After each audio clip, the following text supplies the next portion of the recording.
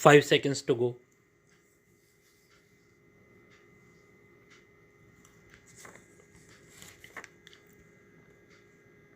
Start.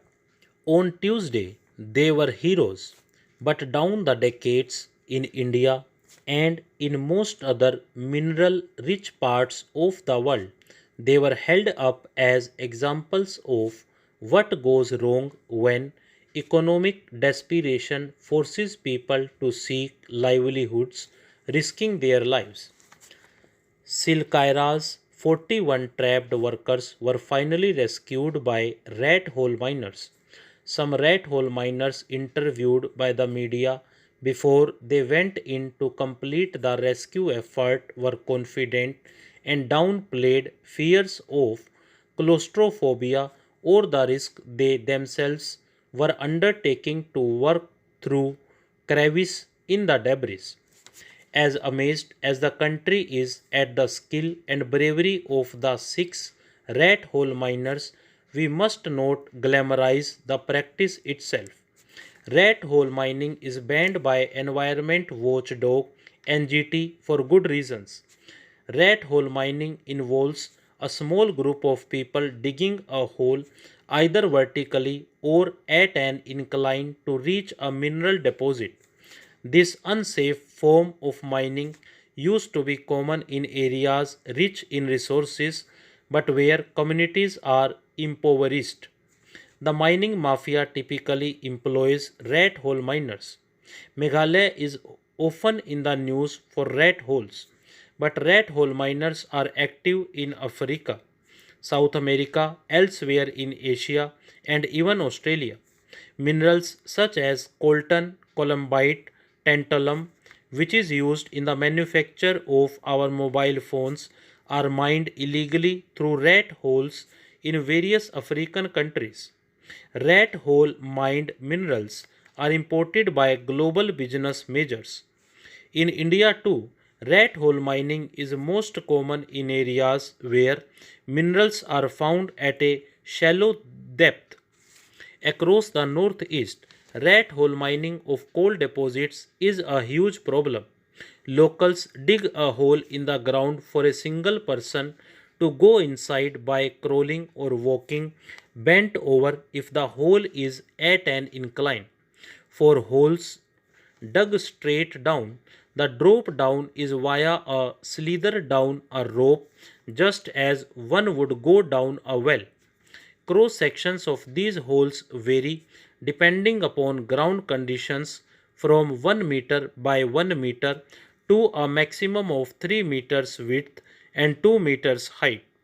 This is enough for an individual to crawl or walk. Sporting the roof to prevent a fall or ventilation facilities are out of question. These are cost intensive operations and require mechanization. Illegal miners do not provide either. Rat hole miners use torches for lighting the small mining burrows tunnels. Several mini tunnel like structures are created inside the mineral bearing area. Once the core group reaches the deposit, the mineral is mostly picked by hand, though at times even modern mining tools are known to have been in use. Another group helps carry the mineral from the ore body to the surface. A third group works on the surface to transport the mined out material on cycles, bullock carts, or makeshift motorized vehicles. Despite the ban, rat hole mining continues in India. Several fatal accidents occur with roofs suddenly caving in. Many die after breathing in gas emissions from mines. The terrible irony is that those engaged in such mining practices hardly make any money. They are poor workers engaged by touts and big mineral traders for small wages. The main profit is siphoned off by touts and traders. No rat hole miner loudly advertises his skill set these days since rat hole mining is illegal. These miners learn the skills in groups. The mentors are typically elders who have done the same job.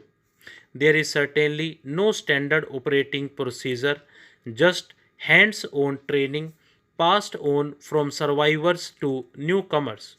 Whatever works, anything that helps them mine out the minerals quietly becomes their way of operation. Illegal mining through rat holes is a terrible practice. Rat hole miners who work in unsafe conditions often suffer from long term health problems. Just the dust near an ore deposit is a huge health hazard. Consider these two. Illegal mining deprives government of mineral royalties and it is environmentally disastrous. Land subsidence, groundwater contamination, and destruction of vegetation are just a few of the many direct impacts. So, while we celebrate Silkyara's heroes, we must not celebrate rat hole mining. It is a blot on India's mining map. Stop.